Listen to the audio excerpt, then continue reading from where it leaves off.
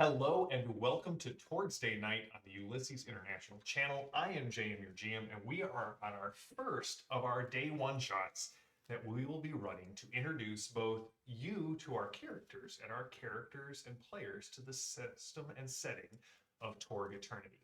Um, if you tune in, if you go over to the Ulysses International YouTube, you'll be able to see the events from last week's session 0. But this week we have our day one shot known as, this episode is called Mummies and Movie Stars. And we are going to begin by introducing our players and our characters, and we will get into the game. So, hello everyone, welcome to the Torg's Day Night game. We have with us Gabe, who will be playing Zorba, and Jenny, who will be playing Kit. And I realize that Kit is a nickname, so, let's start with you, Jenny. So who will you be playing in our Torg campaign? So I am playing the mummy Kit of Carno. Just call me Kit. Yes, I also will be doing that too, because I keep forgetting actually how to pronounce or spell that name. But, so I will be playing Kit. I am a mummy who was mummified in 1500 BC-ish as an honor, because I was such a great advisor to my queen. But it was one of those honors that I would have willingly not gone through, since I'm pretty sure I was alive at the beginning of the process. But now here we are, centuries later. Ready to come back to life? Yeah. I think we established that you are a thoroughly modern mummy. Got it in. Before we jump into Gabe's character, just want to say hello to everyone in chat. Phantom of Truth, good to see you. Restart, looking forward to our Torg day one shot with you and other Ben next week. And welcome to Guildmaster Scott and Cubist Octopus. Glad to see you guys in the game. Hope you are in the chat. Hope you enjoy the one shot. And Mr. Furious, always good to see you. Zero Earth Element, good to see you as well. We got a full crowd tonight. All right, Gabe, introduce us to Zorba. Yes, I am Zorba Aladdin, the actor. My mother was Greek, my father was Turkish. I grew up in international schools and studied in Hollywood with the best method actors. You may know me from such films as Florence of the Desert and Soviet Doctors in Love. So, I just want to see that movie. I know.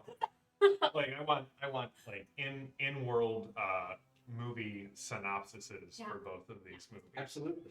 So, also, Greg, good to see you as well. And Greg brought up a good point. We got 2 players on Torg's Day Night on February 22nd, 2022. So it's 2 on 2, 2, 2, 2, 2. That bodes terribly. I was going to think that was a good sign. So we had different outlooks there. Yeah. So, as we start off the game, we will start with Kit. You're dead. Zorba, you have... Kit has been mummified and is residing in one of the pyramids of Giza. That would be bad. Mr. Furious said that it could possibly forebode that everyone will just roll 2s tonight. That would not be great. Zorba, you are here at a press conference in Egypt in front of the pyramids because you have a massive announcement to your international fans of your movies. So as we open up on the scene, the reporters are all out in front. They've got the red velvet ropes. You definitely saw people that either were actors, you didn't know if they were filming a movie here on site, but you definitely saw a bunch of people who were either like movie extras or cosplayers sneak past the guards or move past the guards and get into the pyramids. But lights are flashing. You can see people are holding up their phones. They are, they've got boom mics kind of over you. And the master of ceremonies hired by your agent says, "And now for the moment you have all been waiting for." And he just points to you and the crowd goes wild. The reporters are like snapping pictures. And they bring you up to the podium and to the mic. Hello, everyone. I'm so very glad you could be here to hear this wonderful announcement. My semi-retirement is ending. I am going to return to making films. I've even signed a deal to be in an upcoming comic book hero franchise. Um, despite any rumors you might have heard, this has nothing to do with my gambling debts. This is something I'm doing purely for the art of acting. And as they turn it over to the reporters. And Kit, you have been resting in afterlife for a long time. You are just about. You have finally worked your way up the courts of silence. You have finally got the invitation to the afterlife party of of eternity. Right, Cleopatra is about to tell her very famous joke about Mark Antony and Julius Caesar, and she opens her mouth to talk, and you feel this weird sort of tug at your spine. You, Zorba, hear a crack of thunder, and suddenly everyone kind of looks up, and the thunder steals yours. And as you look up behind you on the other side of the pyramid of Khafre, you see this strange-looking cloud suddenly start to develop.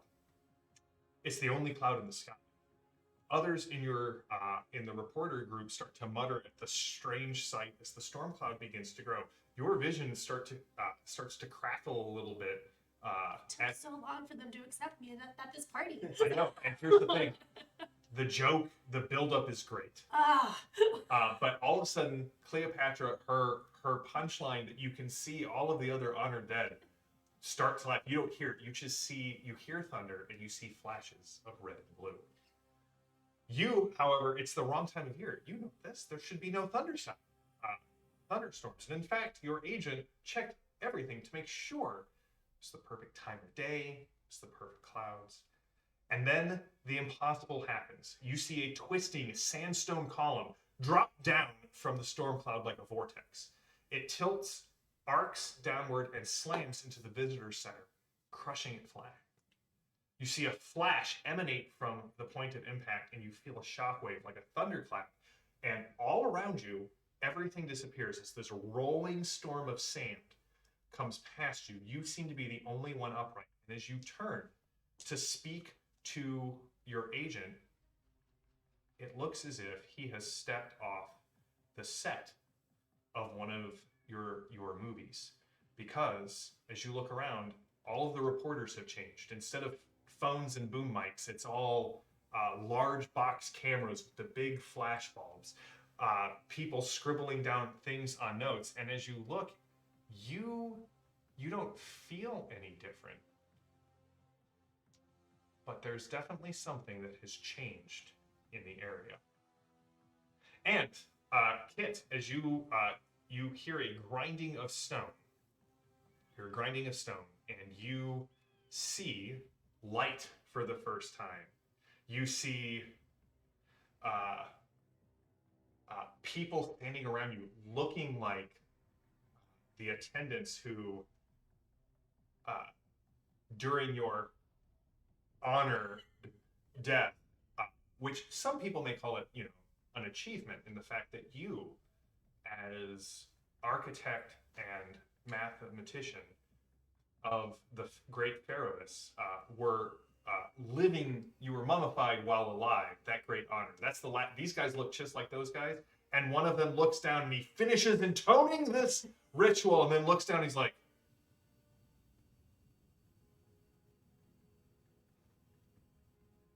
"No, I think we got the wrong one." And that is where we are going to start.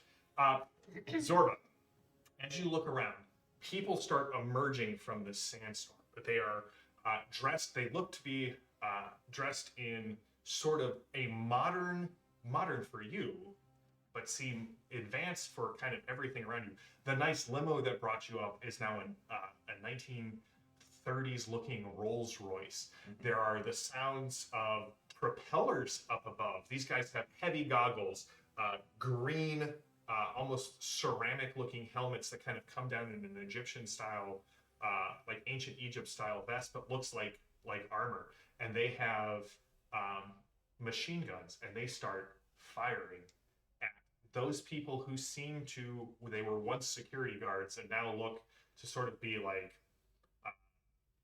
French Foreign Legion soldiers. What do you do? Where am I relative to the people that are being fired on and the people that are doing the firing? So you're about 30 yards from the entrance to the pyramid. You are about 15 yards from the group that is being fired on, and about 45 from the people coming out of the remains of the visitor center. And I see you, Zero Earth Element. I believe you, but their Tommy guns don't. I'm going to be trying to find my cell phone to reach my agent and bodyguard. You have you kind of reach into your jacket and you pull out a large, what looks to be like an old crank walkie-talkie. I will take this crank walkie-talkie and with it run towards the pyramid, pressing buttons randomly, desperately trying to reach, my bodyguards and anyone else. Give me just give me a straight D20 roll. Okay. That would be a 15. A 15. As you hit it, you can hear it start to crackle and come to life. And there's this dramatic music that kind of comes over the radio, and then you hear, "Who is this? Who's on this channel? This is supposed to be a secure frequency. Who are you?" There is an attack. A storm. Terrorists. Freaks. Damn it, man, I know. I'm trying to coordinate a defense. Who are you?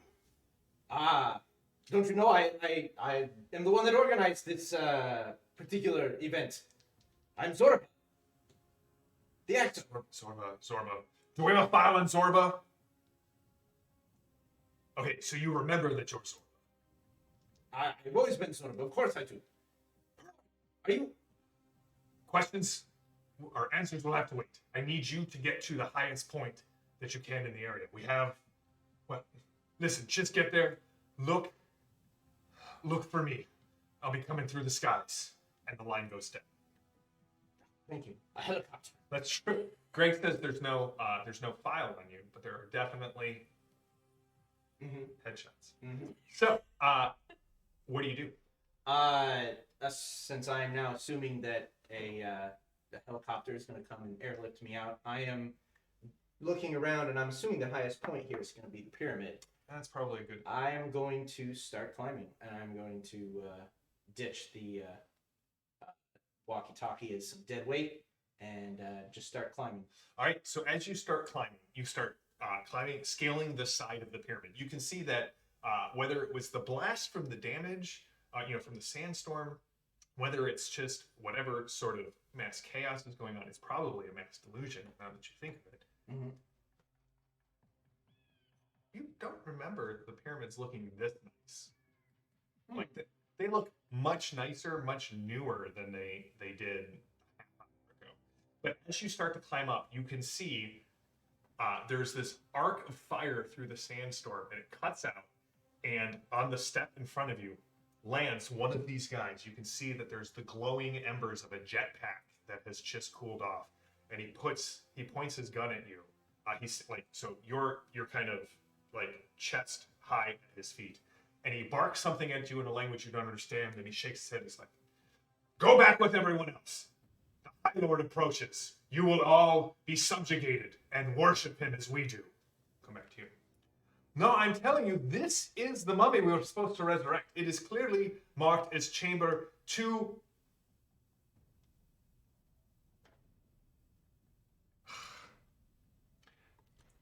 I like to think that at this point I opened my mouth to speak. Yeah. And all these bugs start crawling out. Not a mummy skill, just because I've been dead for so long. That's fair. Yeah. Your first act of resuscitation is to expel all of the scarabs and dung beetles that have been, slowly gnawing away at your jerkified mummy flesh. Exactly. Yeah. I'm very much picturing the not a mummy scene from Hocus Pocus when the henchman finally like cuts his mouth open and like coughs out all these moths. Yeah. Yeah. No, that's. So yeah, my attempt to shout and scream at them ends up with me just vomiting up a bunch of bugs. Okay. It's going really well. The one who's in the headdress of the royal priest, which doesn't look right to you. Like it's close, but no cigar. He kind of shrugs and says, "Well, one mummy is as good as the next," and he grabs someone and he whips out a sickle sword. He opens the person's throat and just covers you in blood.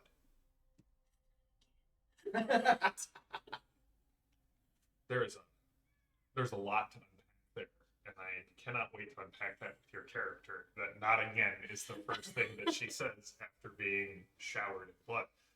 What do? You can clearly see there are two other people here who look like they are drugged out of their mind and are also going to be sacrificed. And there are the two. Let's be honest. Like back in the day, the priests of Egypt, they were being, one of the highest castes. They were fed the best. These guys look a little too pale to be priests of Egypt. They look a little too. You know what? You don't know what's going on, but you think you could take it. Just say. Do I know anything about, not me, the person Ginny, but would Kit know anything about what ritual or whatever they're trying to do? Yeah, give me a mind roll. Okay. That's right. Mr. Fury says these guys look expendable. I rolled a 15, but with my mind, that's 26. Well, remember, a 15, you got to look at the bonus chart Oh, along the bottom. So plus 2. Sorry. With a 13.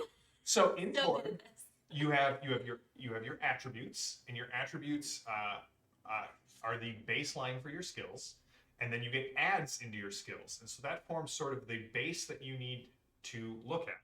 And then when you roll the d20, you look at a bonus chart, and that tells you whether you get pluses or minuses to this final skill. Now, this difficulty was only 10. So at a 13, you know two things for certain. This is some Book of the Dead stuff. Gotta remember our channels. Some Book of the Dead stuff, which means they're trying to, they've obviously successfully reanimated your corpse. They have ripped you out of paradise, and you still don't know the punchline to the joke. 2, the way this works is animate the mummy, bind the mummy into service. Ooh, I don't want that. This is definitely... So those two things combined, I'm pissed. I like to imagine that at this point my eyes start glowing. Okay. Also not a mummy power, but I'm just going to hope that this works. Hey, no, go for it. That my eyes start glowing. Remember, drama. As Yeah. long as it's dramatic, Torg is embracing it. So really excited about that, but like so angry that my rage, I'm assuming how I'm entombed, there's like the cover on it. Yeah. In my anger that I still don't know the end of that joke, everything else is secondary, including the subservience. But I want to push the thing off, the top off the thing onto the guy next to me who said things. Okay, so sadly, this will be a strength roll. Oh, that's which is not a great roll for you. So, what I'd like you to do is go ahead and give me the strength roll. Okay. So, what's your base strength? 6. All right, you got to get to 12 here. Cool. So, but don't worry, you are awakening as a storm knight. So you have your possibility. You got your cards you can use. Awesome. So we're gonna come back to you here in a second. So this is your goal. You're gonna throw this off and try and crush the head breeze. Zorba, what do? Guy's got a gun. You can hear the sound of gunfire below. It doesn't sound like they're looking for a lot of volunteers to be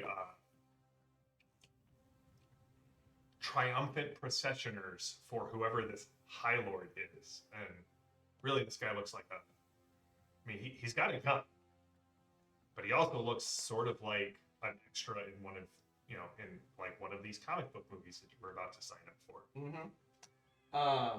I'm going to sort of puff myself up with as much like extravagant, aggrieved movie star bluster I can manage. Okay. And I'm just going to, as I sort of tear into him verbally, grab the gun's muzzle and pull it away from him and say, "Get that thing out of my face. What do you think this is? Some kind of Alec Baldwin shoot?"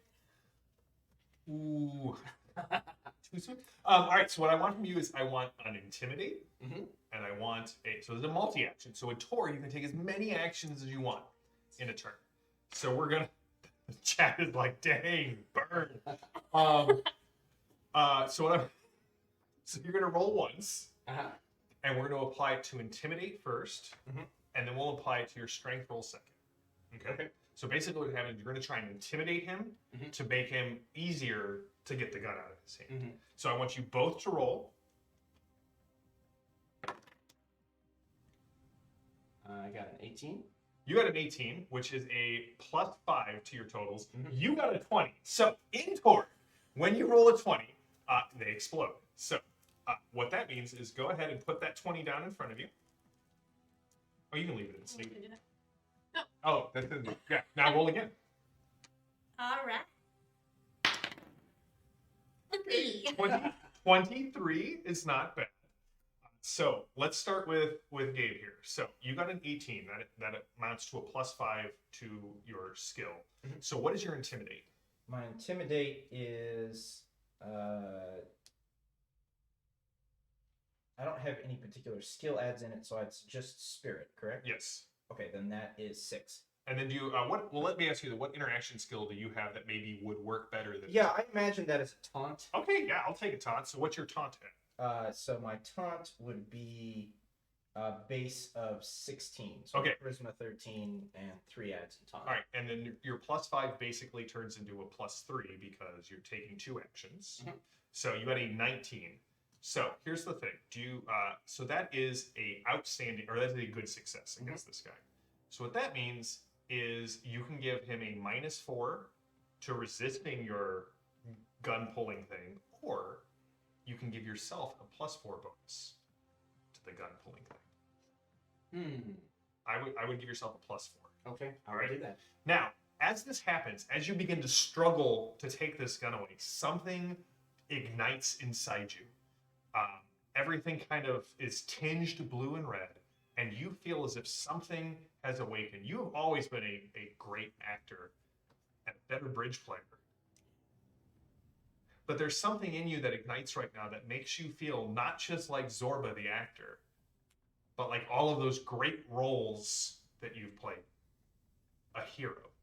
And so, this being your moment of crisis, I will give you your 4 destiny cards and your 3 possibility cards, or your 3 possibility chips. All right. Not just Zorba, but a Soviet doctor. That is worth a possibility, Mr. Furious. Ben, good to see you. Evan, good to see you as well. Also, what I'm going to do is I'm going to ask Jenny before we get to her roll. Jenny, just tell me when to stop shuffling.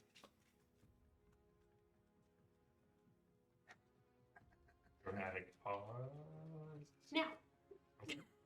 All right, so I'm going to give you each a Cosm card. So in Torg, we have a lot of cards. We've got Destiny cards, we've got Drama cards, and we have Cosm cards. Really Now, look at them. you are allowed to look at them. Cosm cards reinforce the rules of the Nile Empire. And now that the Cosm is spreading out, you each also get an additional destiny.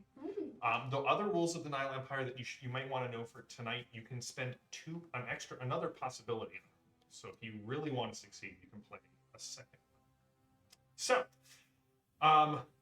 we will come back to your pulling roll. What if you add a total of 8 to your strength?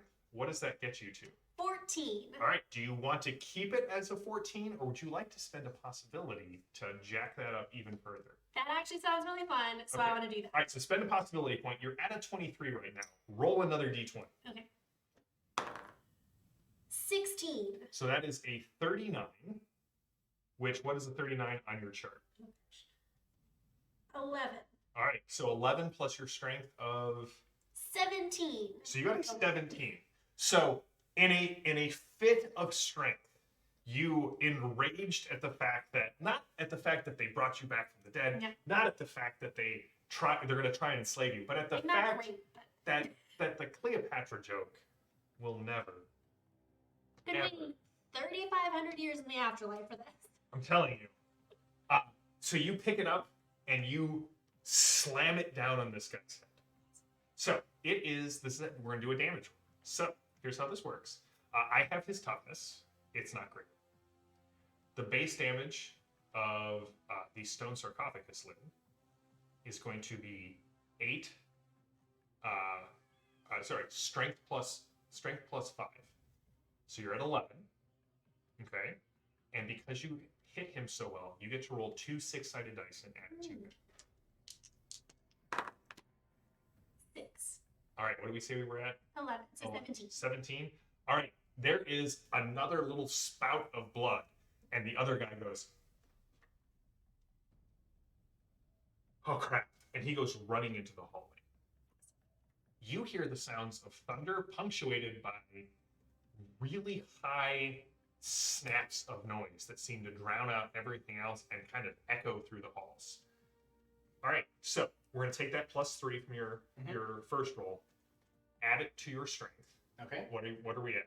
The +3. Yeah. So 3 plus your strength. that would be 10. Okay, and then we're going to add your +4 from your taunt, so you're at 14. Mhm. It's good enough to get the gun, but not good enough if you want to spin around and turn it on him. Do you have anything that might give you a little bit of a bonus to this action? Or are you okay with just ripping the gun out of his hands? Yeah, I'm just gonna rip the gun out of his hands and just chuck it down the pyramid and keep booking it back up. Okay, you can see there's several entrances off to the sides. Oh. Right, that opened up. And out of one of them, there's this guy coming, one of the guys you saw sneaking into the pyramid, and he is screaming, "Bloodthirsty Mummy! Bloodthirsty Mummy!" And he hits the edge of the pyramid and just kind of starts to tumble down. And you can see that there are several more of those arcs of fire. They seem to be converging on your location. So these are the ones that sort of jet teleported that. Yeah. Oh, yeah. The The jetpacks. jetpacks. I'm gonna look at the jetpacks, look at the guns, kick myself for throwing the gun down the steps of the pyramid, and say, "There's no such thing as mummies," and run into the tunnel. All right, so you go running into the tunnel. You can see that there were guard patrols, and there are guards who have clearly taken bullet wounds. You can see there are several more of there's this gout of flame that comes shooting out of one side of the hall, pretty far down, and you see these 2 other people who kind of come out, and they're like,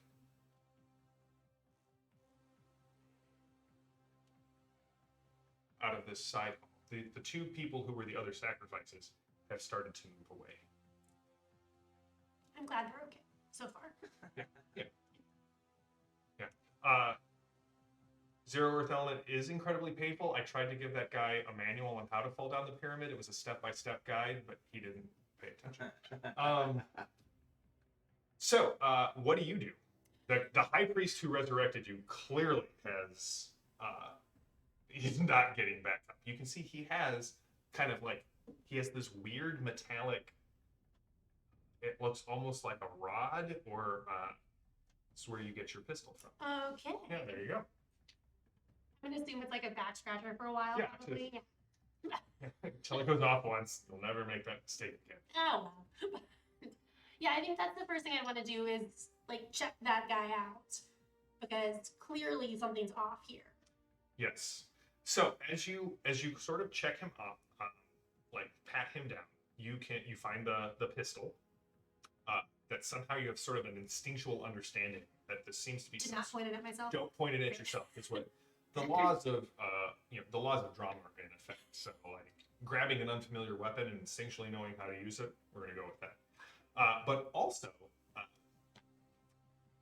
you can see that he has the tablet that resurrected you is made of a green stone that you don't recognize, but you do recognize the hieroglyphs on And you also see that he has a small brown leather bound. It's weird. It doesn't look like anything you recognize. It's got a leather loop around it. When you kind of undo it, it's filled with like a thick papyrus, but in like sheaves as opposed to rolls. Well, that just sounds like nonsense that no one could use. And there's a bunch of weird symbols in there. They are not hieroglyphics. They are not any of the languages that you are familiar with, Phoenician or Linear B, also known as, right? These people are probably from space. That's as the great gods once taught you back in the day when you built their landing platforms. Yeah, high five. You can have a possibility for that. I'll just take this one back. Okay, that's fair. Thank you. Ooh. I don't know if I shouldn't encourage her, Guildmaster Scott. So, as you come around the corner down the hall, you can clearly see a mummy kneeling over one of these people in the weird outfits who has been crushed by an unadorned sarcophagus lid. Yeah, that would look suspicious. And the mummy is holding a gun. Right. And the mummy is holding a gun. Well, she's got a gun to her side, a jade tablet, and then what seems to be a leather-bound journal. You said there were some fallen guards on. Yes. How deep are we within sort of this tunnel at this point?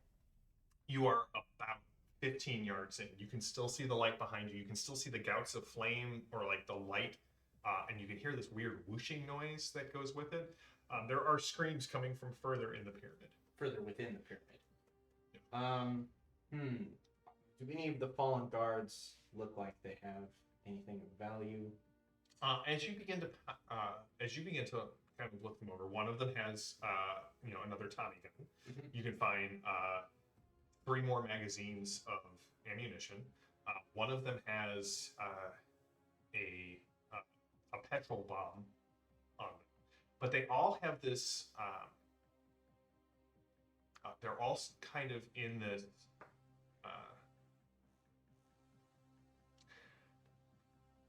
The guards that are dead here look like they were extras on your movie. What was your first movie that you said you were a part of? Oh, Florence of the Desert. Florence of the Desert. They look like, or you know your rival, Harrison Solo. His movie, Kentucky Smith.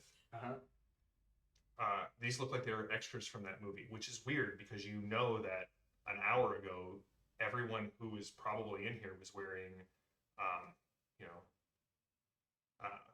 like modern day security guard. So when you say they look like extras from that, they're wearing some kind of like old strange Egyptian costume? No, these guys look like they're straight out of the 30s.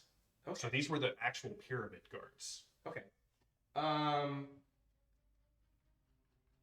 Do any of them look like they would be of the same rough build as me, and that their outfits would be like less hole filled? Yeah, for a possibility, yes. All right, we'll take it. I will always allow you to use possibilities for narrative effects. So. I'm going to grab one of those bodies and sort of drag it off to a corner where I hope the mummy is not watching me, and dress myself as a 1930s Egyptian guard. Okay. As you were doing that, what are you doing? So I want to find out a way to like take all this stuff. I'm assuming there's a bag somewhere. Like maybe this guy was carrying a bag. This guy definitely has a leather satchel. But I still keep hearing like the high pitched or the high frequency sounds. I hear some screams. Probably not into that. I mean, I don't know what kind of mummy you are. That's fair. That's I'm not into that, just to be clear. So I feel like, because I feel like I was around a while ago. Uh-huh. Do I know anything cool, like any cool passages that'll make it easier to move about inside this pyramid? What kind of skills do you have? Because we've established that your character was sort of like an architect, accountant, mathemagician is what we're going with. So what kind of skills or maybe spells do you have that could help you in this situation? Well, I'm really good at evidence analysis and Do you have find? find. Let's give me a find roll. Okay. I rolled an 11. Okay. Okay. So I rolled a 10, but I had a find of 1. Do I add the 1 to the roll or the 1 to the end? You had your base value. So on your character sheet, you see how it has attribute, skill adds, and then value. Just add all the way across, and that's your base. So that's a 14. Yep. And then what did you roll on the die? I rolled a 10. So a 10 explodes for you. So roll again. Okay, I rolled a 5. So you're at a 15. So that is A plus 2. all right. So what's your total? So it'll be. Just forgot all my numbers. I do that too. 14. So a 14. As you look around, you know there's got to be something close. As you start to look around, you start to see the telltale signs on the walls that one of the interior construction passages is near here. And that's when you see some guy come into the corner wearing the strangest thing you've ever seen. It's like a short linen shirt that's open, and then another linen shirt underneath that seems to be like khaki, and like That just sounds like nonsense. it's weird. His legs are entirely covered by what seems to be sort of almost mummy-esque tubes that run down his legs. You see the mummy who is currently looking at the wall, and that's when you hear from behind you, from the entrance outside, "That's him! That's the one who stole my gun!" And you can see that there are two of those guards that have like these strange soldiers from wherever they came from. That one of them has no weapon and the other one has a Tommy gun, and he starts to spray the hallway. So we're going to jump into initiative rounds. All right. So in initiative, in Torg, we don't do die rolls for initiative. We don't establish an initiative order in kind of the traditional sense. We have the drama deck. And so what I'm going to do is, yes, drama. Lily, we miss you. Gabe, I'll ask you to tell me when to stop shuffling these cards. Stop. Do you want me to cut? Sure. Like that? Absolutely. All right. So, our first card is That's Just Great. Villains will go first. Oh. Heroes will suffer a setback. And you will get to roll. We can add an extra obstacle to the scene. So here's what's going to happen here. You get to put one card into play at the start of combat, correct? Due to situational awareness? Yes. All right. So what card do you want to add into your pool immediately?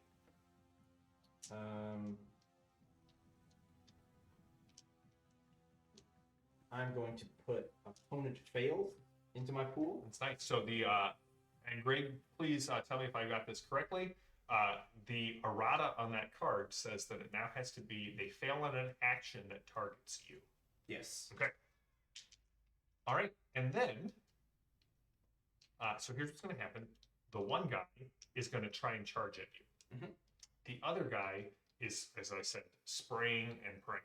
So defend and trick are the approved actions. So on the drama cards, they tell us who goes first, if one side or another has a bonus or a penalty, and then if an approved action. If you take the approved action, even as part of a multiple action, you will earn a free destiny card. Now remember, in this case, in the Nile Empire, you are able to spend a second possibility on a roll if you feel like you need to. So he is going to spray and pray and attempt to flood the corridor with blood.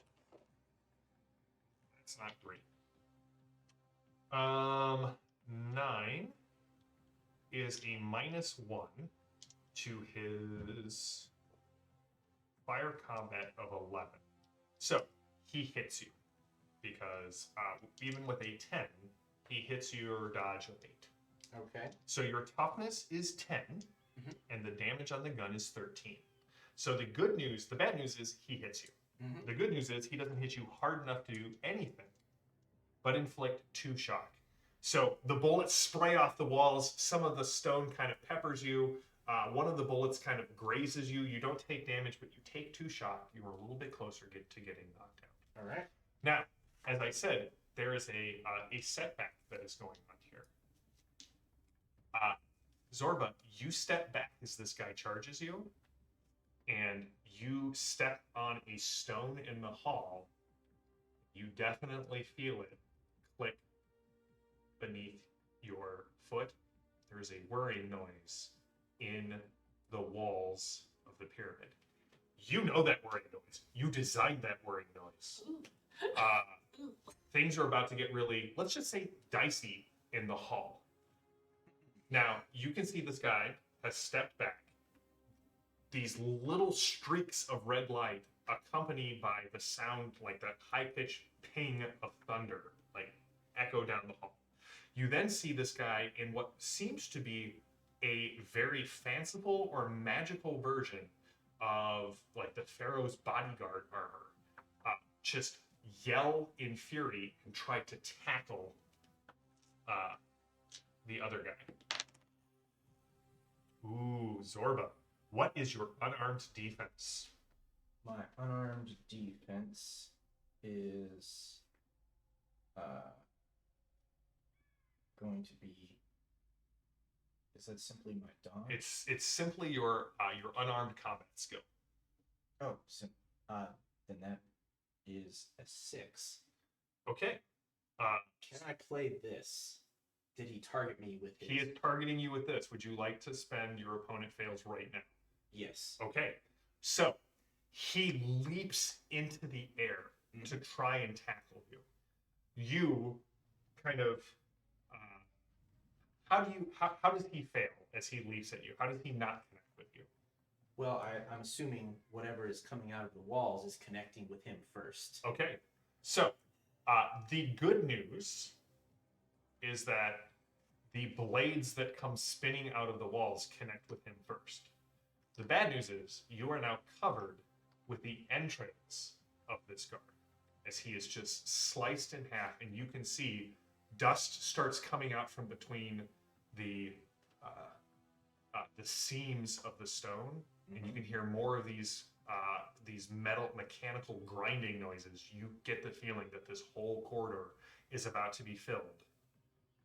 You can't go back out the way you came in. You really don't know that it's safe to go behind you. Your only option is to go in the room with the mummy or stand here and see what else happens. Is it my turn? It is now the hero's turn. You can do whatever. You can go in any order you want. Well, I am going to hit the deck and crawl towards the mummy room. Okay. You managed to get inside the room. There is a guy who has been crushed by a sarcophagus lid.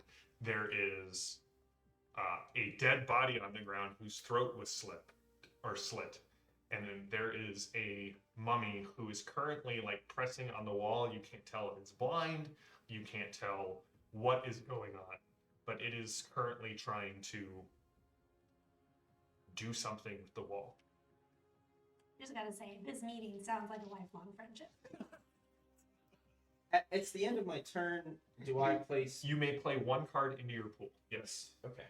I'm going to play supporter into my pool. All right. Okay, So, if I may, so in Torg, you have a hand of destiny cards, and normally you can play those whenever you want, except in combat. You have to play at the end of your turn. You get to play one of your cards into your action pool, and those are the cards that you have accessible to you in the fight. Now, Zorba has a perk called Situational Awareness that allows him to put a card into the pool at the start of combat. So I'm trying to find the secret passage that I know about. I've just watched this crazy nonsense go down with this person who is wearing ridiculous clothing. And you do find it, by the way. You find it. If you want to, you can press the stone, and you know that part of the wall will just actuate and spin on a pivot. Okay. As long as all of the proper rituals and maintenance has been taken care of. Here's hope. Watching, because you said you described the people who were in the hallway as wearing this like exorbitant pharaoh-like stuff.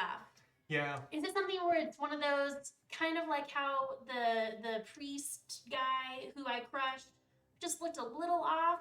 Yeah. And in fact, you know what?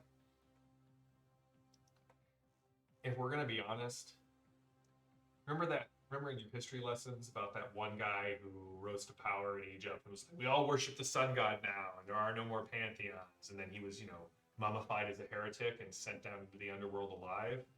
Looks a lot closer to those guys than it does to the true high priestly garb and the pharaohic garb of those who worshipped, Osiris and Ra and Isis. Yes, that is a history lesson that I, of course, remember. Of course you remember. Obviously. Yeah, no, of course. Hands down. Then I'm going to say, do we know how to turn off the worry? Do I know how to turn this off? Or is it just like once it's tripped, it's tripped? And once it's tripped for a while. Okay. Then I open the portal. Okay. Portal. It's technically a portal. Yeah. Into another part of the pyramid. Into right behind the Into door. right behind the wall. Adjacent space. I'm going to start calling all doorways portals. Absolutely. So I open the portal that's a doorway. Yes, Greg. Greg said Kit's escape is predicated on King Tutankhamun's getting the extended warranty on his pyramid. Possibility, sir. That is. So you press it and it opens a crack. Ooh. Gets the warranty expired. Yeah. But, so that's your setback. It doesn't open the way you want it to. You're going to have to find a way to kind of force it open, lever it open, something else, but you can clearly hear. You hear people yelling in a language you don't understand. Remember, you guys don't necessarily speak the same language. You clearly hear, I don't care what blades there are. You know we're supposed to capture every stormer in the area. Get him or end him. And you can hear the sounds of people kind of very slowly coming down the hallway. And worrying is continuing? The worrying is continuing. All right, so the next card is the calm before the storm. Don't know what that means. You get to put one of your cards into play. Okay. And actually, that wasn't your whole turn. Like you found it on the last turn. So do you want to try and do anything to open this door?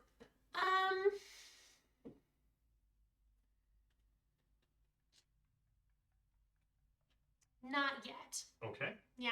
All right. So the calm before the storm says. I'm going to play my second chance into my deck. That's a good card. Calm before the storm says heroes go first, but you will all be fatigued, which means you will take 2 shock at the start of the turn, and you are immune to fatigue. Right? As a mummy. You're like, I don't get tired. It's been exhausting. Like you were standing before the press. Now jetpack guy, some dude just got ripped open by a bus law, like Kentucky Smith's movies, and it's just. Can we trademark Kentucky Smith? Sounds like it would be a good bourbon. Yeah. I'd have a glass of Kentucky Smith. That's Well, watching the Kentucky Smiths franchise. Yeah, no, I feel like the whole thing just kind of merges together quite well. It was actually when a actor shells a product, what do they call it? Endorsement. Yeah. It was an endorsement that I was trying to get for the bourbon tie-in. Yeah. And my rival. And curse you, Kentucky Smith. He got that one. So you're going to be fatigued. You're going to take 2 shock damage. But this round, aim can be used for anything, not just ranged attacks. So if you look at your cheat sheet that I gave you, Gabe, and that I took back from you last week. So you want that one? And I will find the other one for later. We'll deal with that. Oh, here we go. Aim, you can sacrifice a turn aiming to get +4 to in this case, your next skill test, if you wish to do that. Also, attack and defend are the approved actions. So, Zorba, you see the wall kind of shift. The mummy, Kit, what do you do? So here's the thing. I feel like I could escape, but I don't like those guys doing things outside. So I would like to attack because I'm so angry that these people are coming in and like defiling my home that I helped build, setting off the traps that I'm actually really proud of. But now I can't leave through them. So I kind of wanted to attack the one who was spraying those crazy fast loud lights. You want to do what to him? I want to attack him with my harmonic wave. What does that do? Yeah, that is because I'm so good at math, which I assume is why this works. So harmonic wave is a spell that I know because I'm so good at math that allows me to, what was it? I'm gonna pull it up. Okay, it causes like a frequency wave inside someone. I like how excited Jenny was about this. Harmonic wave changes the frequency within an object or organism. The mathematicians often joke, calling it being on the same wavelength as somebody. You motion with her fingers, starting with a single index finger, then both index fingers, then 4, then 8. I assume just regular fingers. I don't have that many index Yeah, fingers. it's like, I'm sorry, it only works if you have 8 index fingers. No! I'm sorry. Wow, it causes 10 damage that ignores armor. All right, so what you're going to do is you're going to make your alteration roll. Okay. So you're going to kind of look out in the hallway and be like, okay, give me the Okay. alteration roll. Okay, so my alteration, What is the base alteration? my base alteration is 14. Okay, a 4 is not a great roll. It is not a great roll. So that's would you like? 6. Yeah, would you like to spend a possibility on that? I would love to spend a possibility. Hey, why don't you spend a possibility on that? And I get to roll again. You get to roll again, and if it's less than a 10, it will count as a 10. Otherwise, I got a 15, all right, 15 plus your initial 4 gets you to 19. so it gets me to 19, so that's a plus 6 to my 14, which gets me to 20. All right, so I'm better at this math. yeah, at a 20, that is a good success. So what that means is with harmonic wave, and I will make cheat sheets for us both for next week. That is the 10 plus 1 BD damage. Oh, But I don't know what BD stands for. bonus die damage, so you get to roll a d6 and add it to it. Okay. Infinity. All right, so right now we're at 15. Okay. An infinity sign on the d6 counts as 5, and then it explodes. So you're at 15 damage right now. Okay. 3. So you're at 18. Oh, curses. So you're at 18 damage. So this guard who is coming down the hall, you can see that there are more shadows. It looks like there are more of these guards coming. You kind of... I don't know. I You want make, to get jazz hands. you make jazz hands at him, and he just kind of stops. Some blood trickles out of his nose, and then something clearly cracks inside his chest, and he drops to the ground. The mummy just saved your life, which is not the weirdest thing I've ever said in a Torg game, but we're keeping track. And you can see beyond.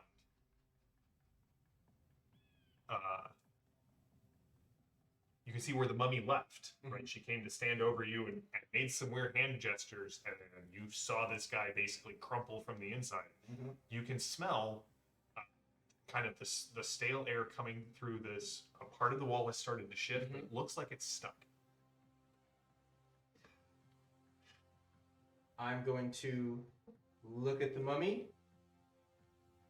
make jazz hands, and run to the half-open door and just throw my weight into it as much as I can. All right, so I like how we have now gone down the path of physical labor, which these two characters just not great at. So, like, I think next week we will engage in intense philosophical debate versus with our two Tanks.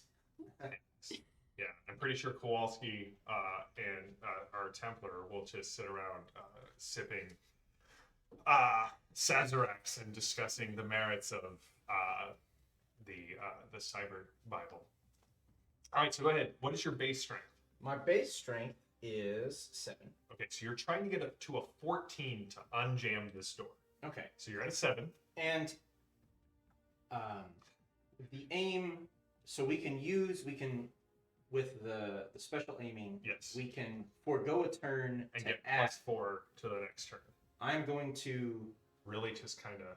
like forego this turn to sort of push on the next turn with Okay. that bonus. I will allow it. And Evan in the chat has already picked up on the fact that Zorba has stunt doubled for all of this. Absolutely. All right. So at this point, there are no guards in the hall, but you can hear more of them coming down. So our next card is... Put a thing. Oh yeah, put a card in each. Ooh. It's worth a try. So heroes go first, and heroes get inspiration. And any action is the approved action. So whatever you want to do this turn, you will gain a destiny card Awesome. from it. Now, because I have my... I'm used to my other GM screen. Should be able to remember this off the top of my head, but I do not. So when you get inspiration, I believe, if I'm remembering correctly, yep, you all recover 2 shock. So you recover nothing. You get the 2 shock that you lost last turn for the fatigue. Mhm. So any action is an approved action. Any skill may be attempted as an interaction attack, which means if you want to use mathematics, if you want to use persuade, if somebody wanted to use evidence analysis to totally confoozle someone, you could do that this turn. Right, so long as you are successful. Yeah. You got to be successful on the skill. And an interaction skill is intimidating. No, you can use any skill for the interaction tag if you Oh, want to this any turn. skill for an interaction. All right, you're gonna try and throw yourself against the wall. Oh, Can I go first? Sure. Okay. Because I want to help out. I want to use. Can I see that you're like sizing it up, yeah. and you're trying to do this. You seem more trustworthy than those jerks. So I wanted to use my other math spell. How many spells am I on? I'm not No. going to tell me to stop. There are no spells per day. As long as you keep succeeding, good night. Awesome. By the way, Greg, just so you know, Jenny really liked the idea of all of the mathematics spells, and I hope you can see how excited she is about using these in I'm so pumped. So what's your other mathematics spell? So my Don't you other, have 3? I have 3. Okay, so this is the second. Yes, this is corporeal defarction, which is Can where you say that on the channel? where I can pass through openings of 10 centimeters across. Okay. So I'm thinking what I want to do is I want to use this spell to get through the opening And kind of. and then like help see if there's like something jammed or otherwise help from the inside. Okay. All right. So go ahead and give me the alteration roll. All right.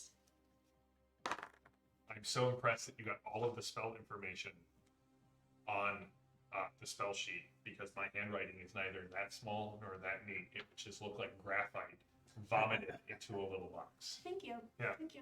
I rolled a 10, Okay. so do I still keep going? Well, if you rolled a 10, yes, you got to keep going. So we're starting at a base of 14. You're at. Starting at base of 14. Yep. And I'm adding, or I rolled 16, so I get to add 3, so 17. All right. So 17 is a good success.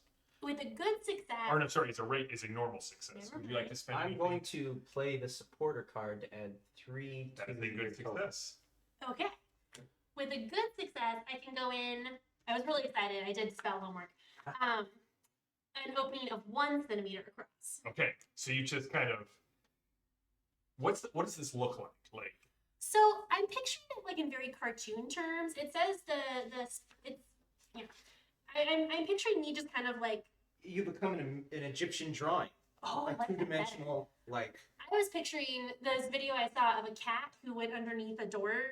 Yeah, you're a little boneless. You're, Yeah. you're vibrating Yeah. at the right frequency to kind of Yeah. get through the. So you get behind her. The mummy has now left you. Went through the opening in her own escape portal. You do get a destiny card for succeeding that. You see the problem. The problem is there is a skeleton behind it, and the femur has kind of been jammed in. But the problem with these old tombs is that they're filled with old tomb builders, and the problem with you recognize this person. Yeah, one of your trusted assistants from back in the day. Had that recognizable of a skeleton? Nope, not at all. But you recognize the necklace around their neck as a sign of office, and they got stuck back there. So if you're going to help, what you'll do is you're now at a total of +5. Mm-hmm. So that's how helping works. You get +1 to things. So because you're aiming, you're at +4. Yep. Her help gives you +5, and actually, if you spend the time to remove the thigh jam, you will actually decrease the difficulty down to 12 from 14. Yes, I will do Okay. that. Okay, and so those bonuses are to my total in the end. Yes. Right. Okay. So I rolled a 13, which is a bonus of 1. To your strength of 7. 7. So you're at 8 plus 5 is 13. That's enough. So you kind of slam against it. Mm-hmm. The thing pivots. And you are now in near total darkness, save for the light kind of coming through here. But you think you remember the way. All right. All right. Do you trust her in the dark? Absolutely not. Yeah, I can't see That how is following a not. mummy into a tight, dark corridor would lead to anything but terror. All right, so what I need from you is we're going to call it an evidence analysis roll. As Okay. you start to head down, it goes to the left and the right. Let's see if you know which way to go. 20.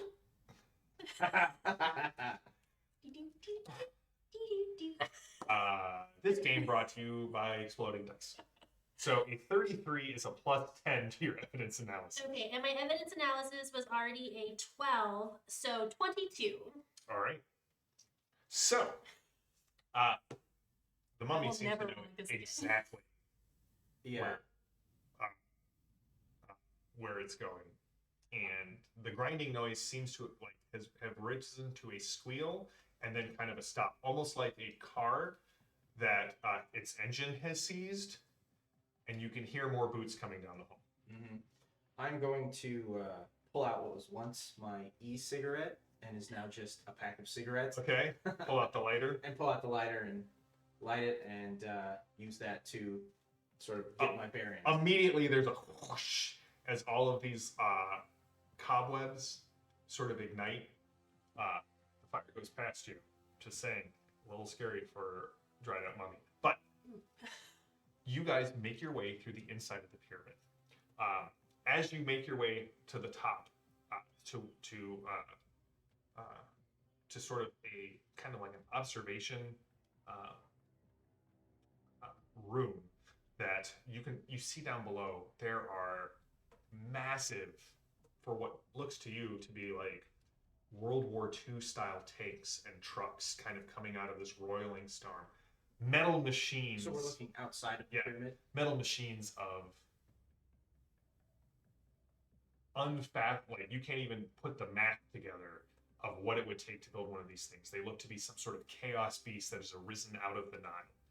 But suddenly noise comes out of the man you were traveling with's chest, and you hear, Zorba, have you made it to the top? We're almost there. Yes, keep it down, but yes, I'm almost up. There's someone else with me. Don't take them. Listen, we need everyone, just get to the top. We're coming in hot. How are you? I've seen your movies. You're at least familiar with guns, yes? Yes. Good. Look for the ladder. Very good.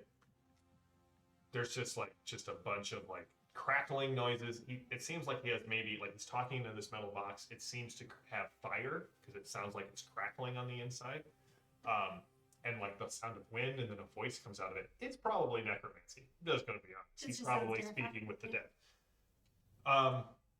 And you can see kind of off to the side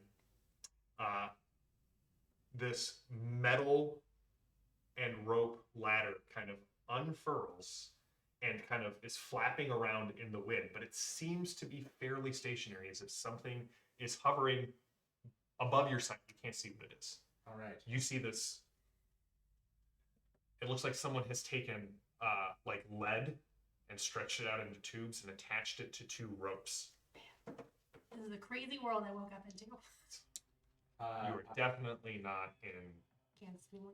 I was going to say like Karnak Hamanoptera. anymore. Yeah. Karnak, yeah. Oh, yeah, that's there's- That's better. yeah, possibility. Oh, thank you. All right, so I will turn to the mummy and say, thank you. You are the nicest horrible monstrosity I've ever met, in or out of Hollywood. And book it to the rope ladder and start climbing. You know, He I don't seemed know what very he said, but sincere. his yeah, I didn't understand him, but his tone seemed really polite. his tone was really polite. His words were soothing. Yeah. Yeah, I mean, Yeah. you do, however, hear there's more of those kind of high-pitched whistling noises, and Oh. sparks come flying off the stones around you. Oh no, thank you. I'm gonna follow that nice man. All right. So you get out there and you grab onto the rope ladder and you look up to see not a helicopter. Is that a Zeppelin? And then, kind of next to you, the mummy has grabbed onto the other side of the rope ladder, and the Zeppelin slowly turns, and you can hear the chunk, chunk, chunk, chunk, chunk of machine gun fire as two biplanes start coming down out of the sky. And you hear from above the voice. Gone is the tin can crackling static. Kind of leans over. We're going to crank you up as fast as we can, but you better start climbing. And All the right. Zeppelin starts to head out from the pyramids. You can see there's fire. Looks like parts of Cairo are on fire. Strangely enough, you both see there are explosions going off in the city, and whenever an explosion goes off, there seems to be someone who is silhouetted as if leaping from one rooftop to the next, possibly in a trench coat. And it looks like there are just cool people who don't look at explosions, like throughout Cairo. There are people like engaged in fisticuffs with some of these strange guards seeming to defend the people below.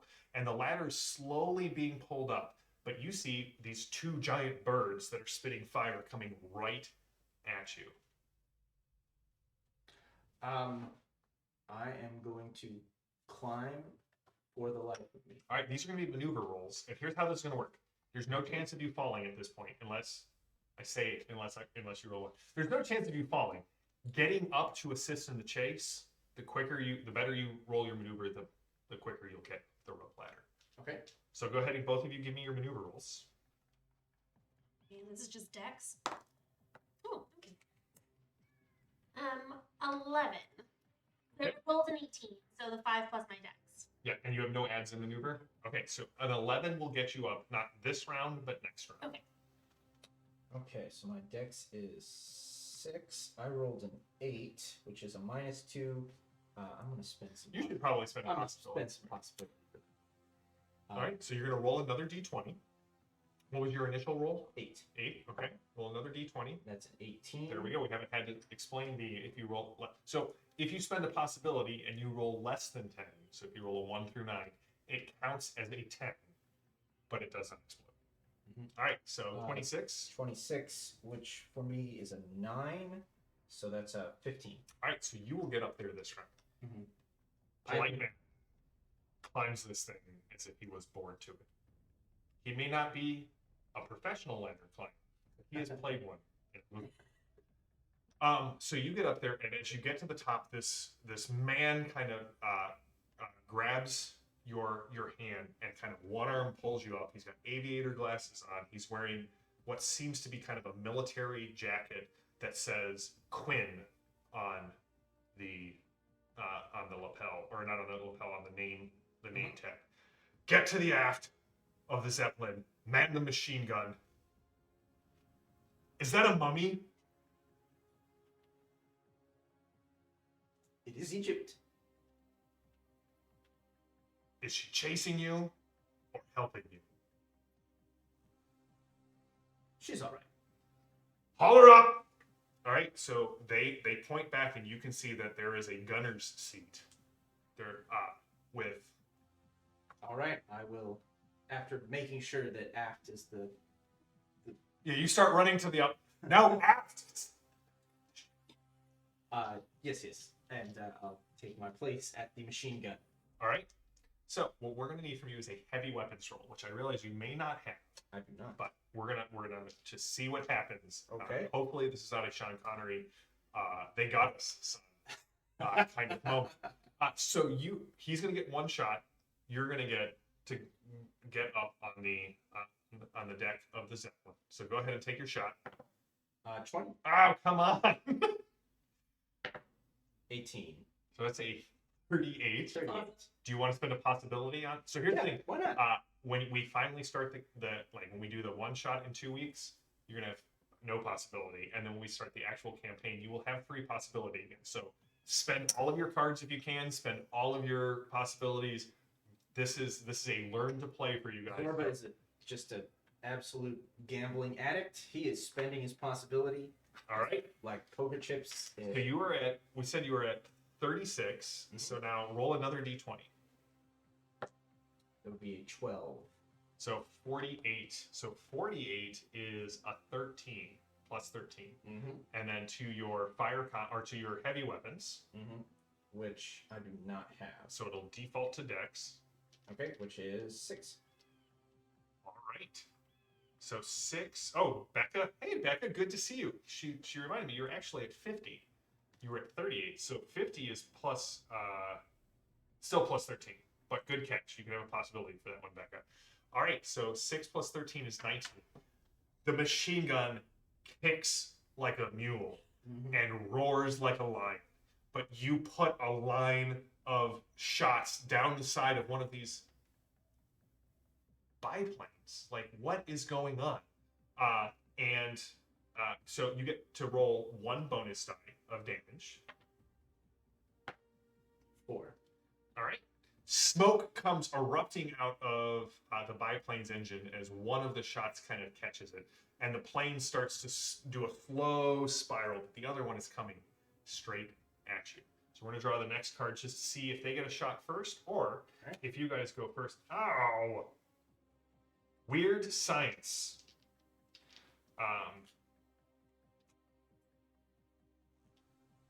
In your desire for fame and the respect of your peers, you forgot one very important thing. Attach the doll. Energy weapon attacks and science tests are favored this round, which means if you don't like the first roll, you can roll again. Attacking or maneuvering are considered approved actions, and heroes go first. So let's start with Kit. As you climb to the top, this guy kind of lifts you up and says something when you don't understand. He slips into ancient Egyptian. Hey, that's nice. Listen, we don't have a whole lot of time. Can you do anything about that? And he points to the... So, great question. I have a question about one of my spells.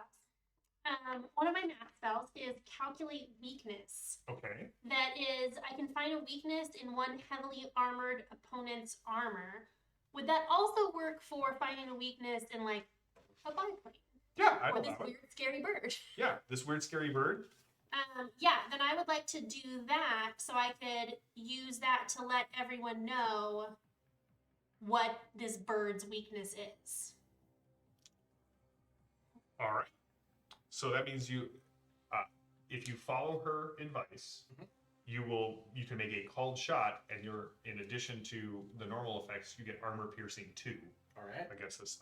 So are you going to try and write this out? Do you pull out your...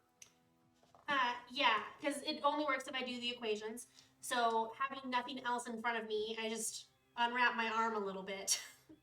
Yeah, and you're using the... Grab the writing utensil out of what's his guy's pocket. Yeah, he's got what seems to be a stylus of some sort. Yeah, grab his stylus and start doing the equations on my arm wrappings. So you sort of unroll a lot of your wrappings to start doing the equation, because you do need the space to do it. Otherwise, you get Yes. it increases the difficulty. So okay, so you're I inscribing it on some of your mummy wrappings. Mm-hmm. I assume by the end of the campaign that you're just going to be covered in equations. That's what I'm hoping. Okay, give me the roll. So that would be, this one's a divination. I rolled a 16. My divination is 13, so plus the 16, that would be 16. I want to spend a possibility to make it, because that's a regular one, right? Yeah, because the base DN of that spell is, Oh, that one's 10. and you rolled a 16, Mhm. so that's a good success. If you spend a possibility, you can make an outstanding success if you can get to 20. I am going to spend a possibility. Thank you, Mr. Furious. He's got the DN up there for me, so Oh, that's helpful. nicely done. 7 this time. But it's a possibility, so we'll count it as at least a 10, Oh, so 10, and that's in addition to what you previously rolled. I rolled a 16, Okay, so I should have used the different dice. so 26. So 26, so plus 9, plus my 13 makes it a 21. 21 is an outstanding success. What happens in an outstanding success? On an outstanding success, you get anyone who attacks, all my allies who attack, get an extra bonus die of damage. So it's going to be AP4 if you make a called shot, All right. and an extra bonus die of damage. So you're not paying attention, but for everyone else, they're like, "What is she doing?" Or are you clearly a feminine mummy? Yes. Okay, what is she doing? Is what they say. And as you kind of unwrap, you start writing equations, looking down. Sometimes the equations spill out onto the side of this weird boat in the air. That, yeah, this is probably Ra's chariot, like, honestly. Makes sense. Yeah. And as you write it all out, you shout out orders, which no one understands. And Quinn is like, "Aim for the underside, right there where the markings are." So you have to make a called shot. This is -4 to hit. You can put a card in play if you would like. You could pick something that could help him with his roll.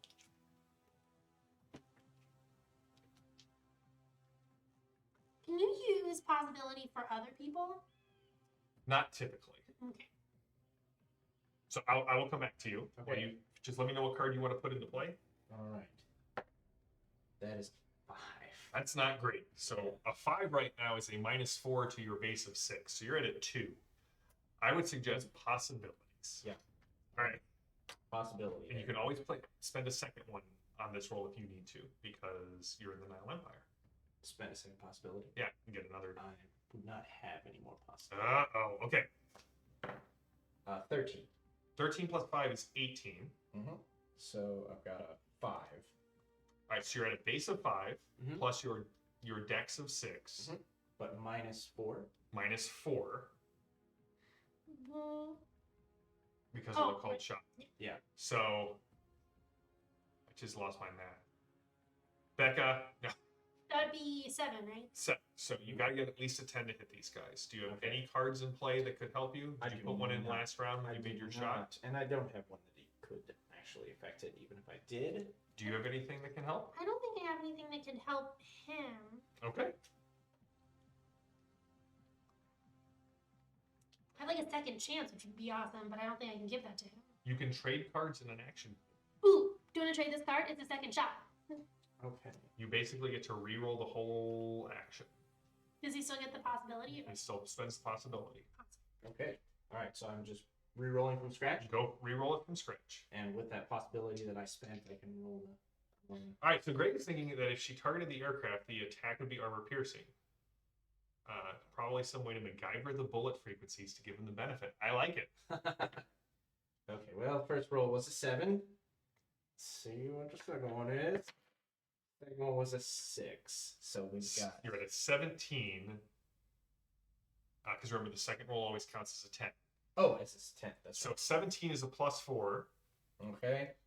This has been worse than last time? I think it is. Yeah. Yeah, I think. Yep. No, you had a 15 last time. 17's plus is 2 better, but Okay. that's not super great. So 4 plus.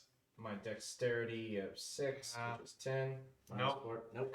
Would an idea help if we could trade for? No, not at this point. Yeah. All right, bullets go flying and whizzing. You hit whatever he is doing. It had no effect on the biplane Okay. or on the winged creature. So it is now their turn, Oh. and bullets straight. The Zeppelin. Oh, and I rolled a 5. Where's all of my good juju? Even with is -4. Bullets strafe the decking of the Zeppelin. Splinters go flying. And we're going to draw the next card. Ancient Secrets. If you have Scholar at 14 or higher, any test you attempt this round is favored. However, villains go first. Intimidate and Maneuver are approved actions. All right? So, as the bullets sort of kick up off the ground, as these weird metallic wasps blow up around you. I'm trying.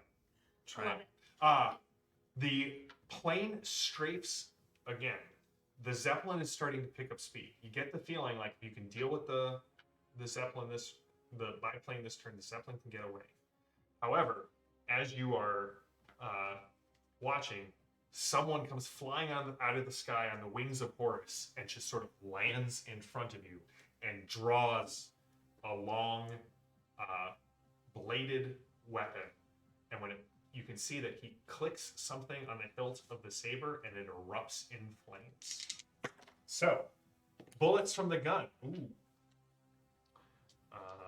All right, so Zorba, as you are sitting in the cockpit, bullets ping around the little canopy. Now you have cover. So the nice thing about cover is that cover is going to give you 2 extra points of armor. Okay. Which will bring your armor to a total of 12. Mm-hmm. However, I'm just not rolling that great. I don't mind. 15. So you will take another 2 shock from the bullets as they ding around, kind of rattling you back and forth. This person tries to bring this flaming saber down upon you. Ooh, a 13 gives me a +1. So the thing is, his attack is 13 + 1 is 14. Your dodge is only 9. So he hits with a good success. Do you have a card? I don't know. I don't know what all these cards do yet. Okay. Which cards do you have? Idea would not help, but adrenaline. What does adrenaline say? Add +3 to Dex, Strength, or related skill total. It may be played after determining the success level of a test. Okay, so what you could do if you wanted to, you could take an active defense, which basically means you would roll your dodge to get out of the way to increase your dodge value. It would go up by at least 1, even if you totally flub the roll. And if you wanted to, you could spend the adrenaline to make it even higher. Or you could just see what happens damage-wise and go from there. I feel like that's so much damage on me. You don't know how much damage. So, okay. If I do that, like that then ends up being my main action is defending.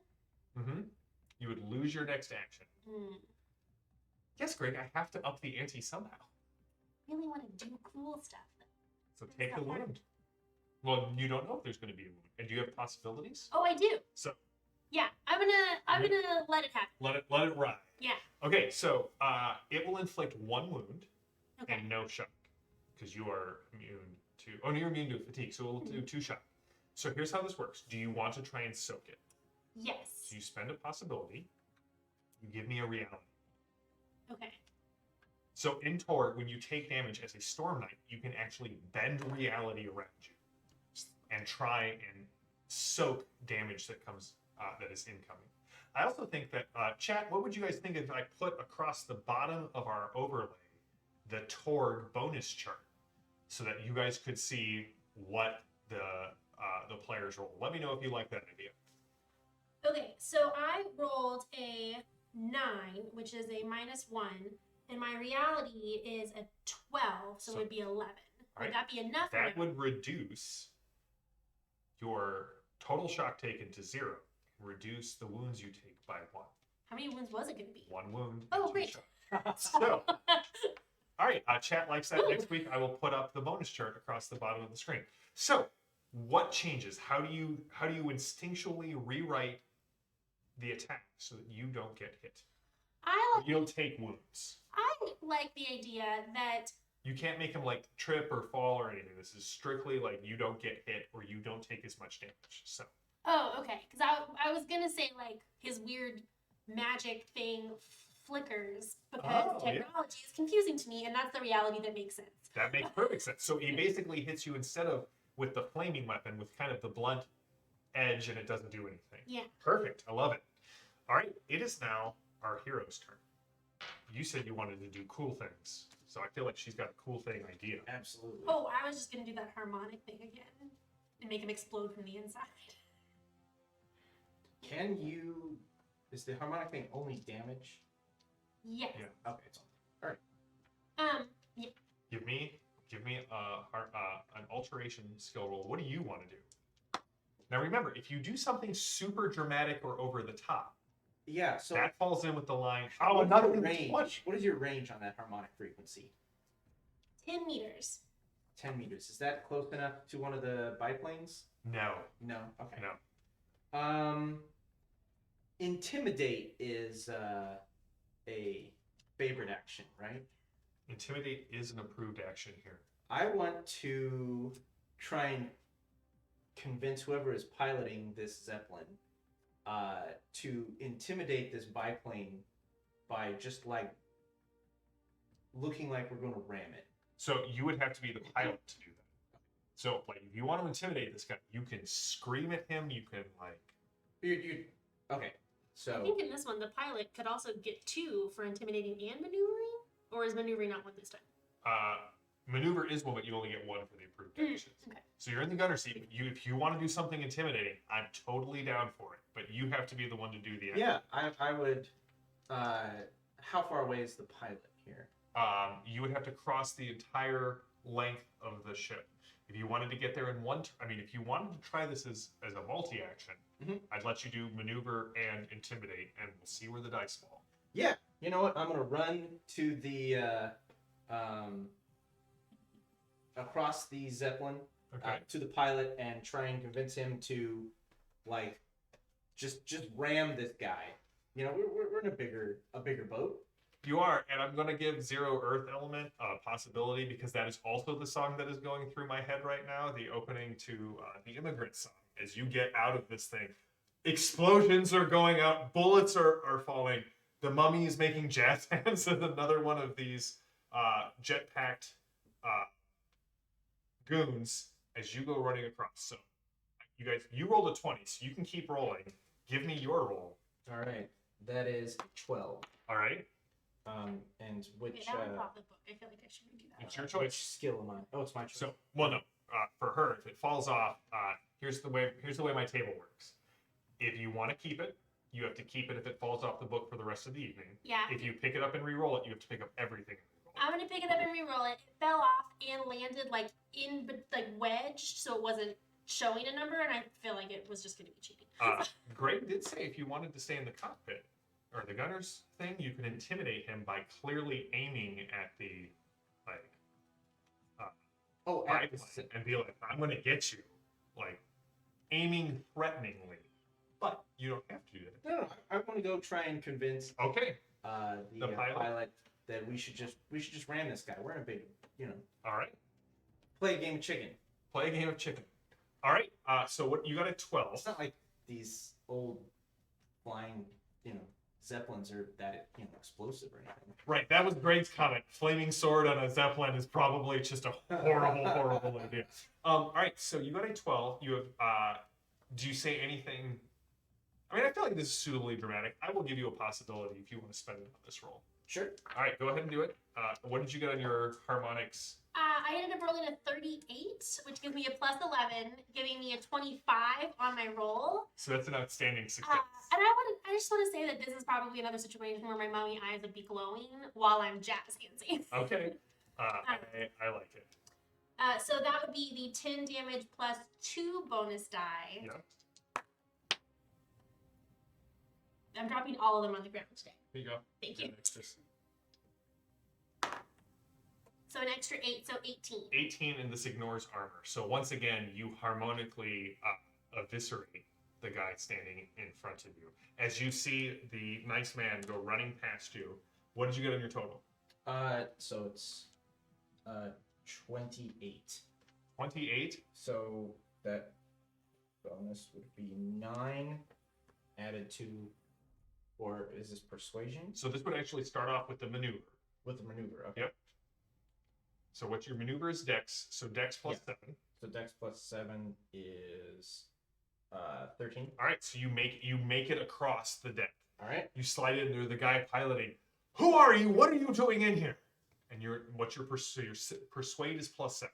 Persuade is plus So 7. what's your base persuade value? My base persuade is 15. All right. So 22. All right. What do you say to this guy? Ram towards that, Are you crazy? perhaps. And I give him my big, widest, crazy eyes and just point right to that plane. Well, the pilot may get a destiny card. Oh, well, he rolled an 18.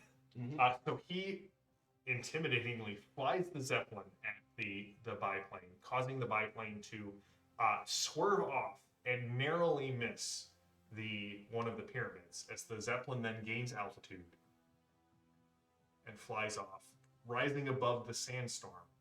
Full moon glows over Cairo as the Zeppelin kind of arcs towards it. This is where we will fade to black And white. several days later across the screen.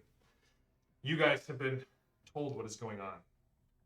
In a single day, multiple different realities invaded Earth as you know it as you knew it.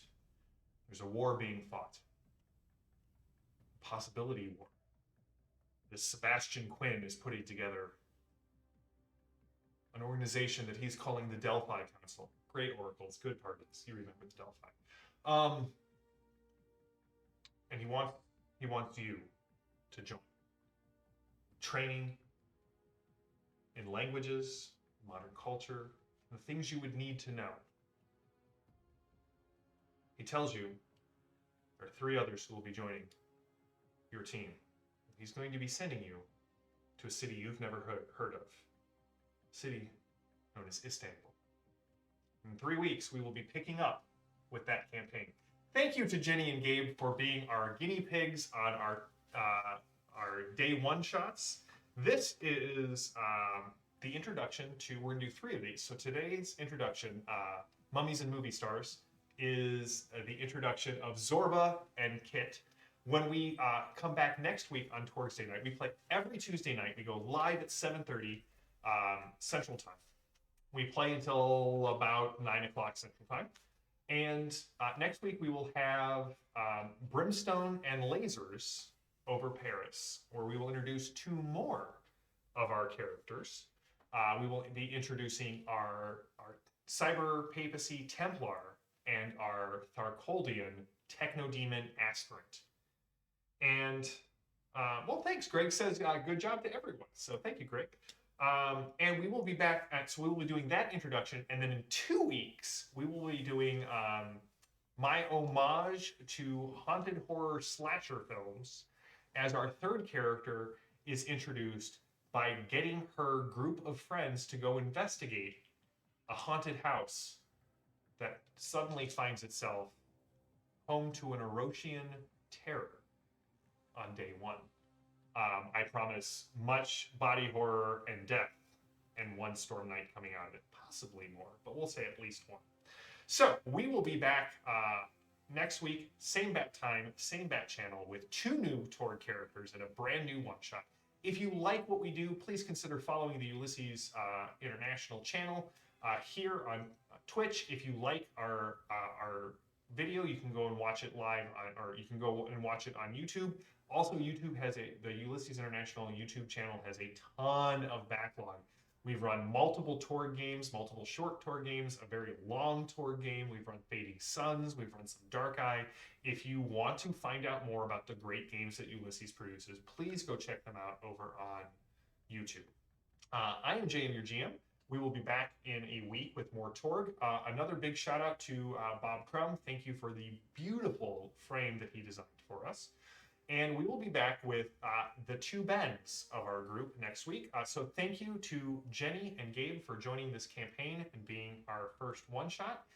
We will be back next week with more Torg on Torg's Day Night. I am JM. These, I can't say these are my horsemen. We're going to have to find out what the group name is once the group comes together. These are two of my players. And until next time, stay safe, stay gaming, stay healthy. I said that wrong, but you know what? We're going to go with it. Stay safe, stay gaming, stay healthy. That's my sign off. You can tell that we're easing back into being back to life. So have a great one, everyone. We will see you all